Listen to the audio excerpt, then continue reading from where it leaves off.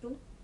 Donc par exemple, le cas le plus fréquent, ce sont des câbles. Alors on a différents types de câbles.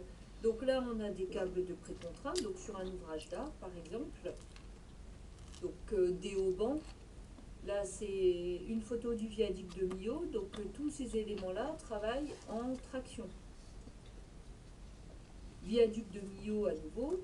Donc on voit bien ces éléments en traction ici. Donc les câbles de haubanage.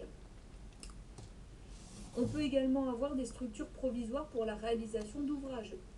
Par exemple, ici, on est en train de réaliser le pont de l'île de Ré, qui ne sera pas du tout une structure à haubaner.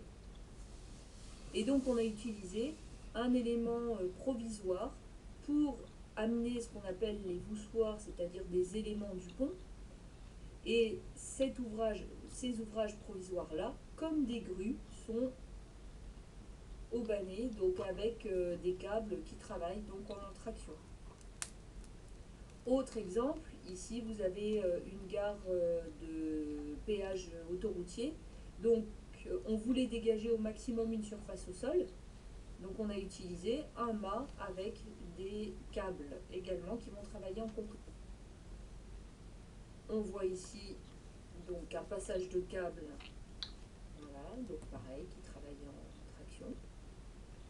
D'autres types de câbles peuvent être les câbles de précontrainte, donc ils peuvent être cachés à l'intérieur d'une structure. Donc on appelle quand même ça des câbles de précontrainte extérieurs parce qu'ils ne sont pas noyés dans le béton.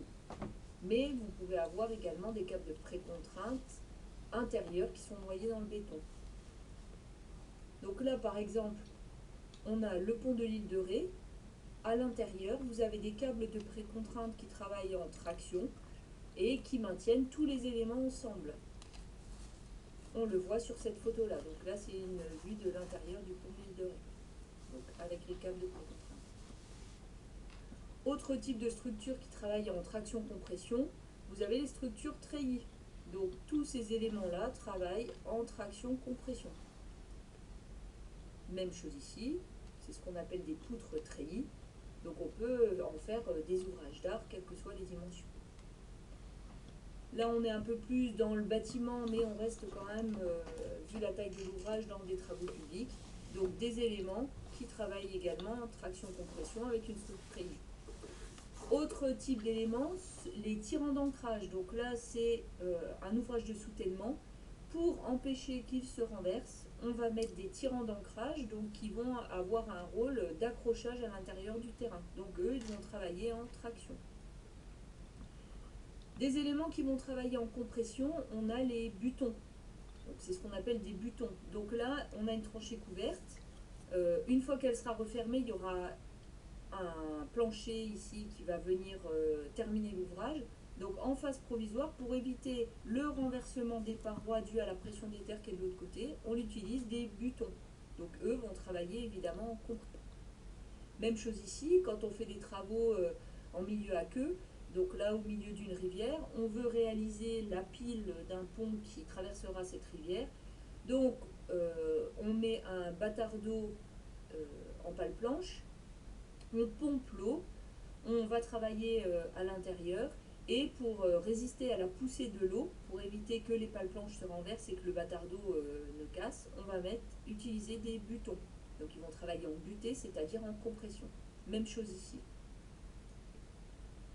À nouveau des butons, donc là on est sur de la paroi moulée, donc même chose, pour résister à la poussée des terres et pour éviter que les parois ne se renversent en phase provisoire de chantier, en attendant qu'on ait mis le plancher qui va contreventer tout ça. Donc on a des butons ici qui vont travailler en compression et reprendre donc ces efforts. Enfin, on peut également avoir dans notre domaine du BTP des vérins hydrauliques qui vont travailler en compression. Par exemple, lors du changement des appareils d'appui pour un pont, on va avoir des vérins hydrauliques qui vont soulever le tablier.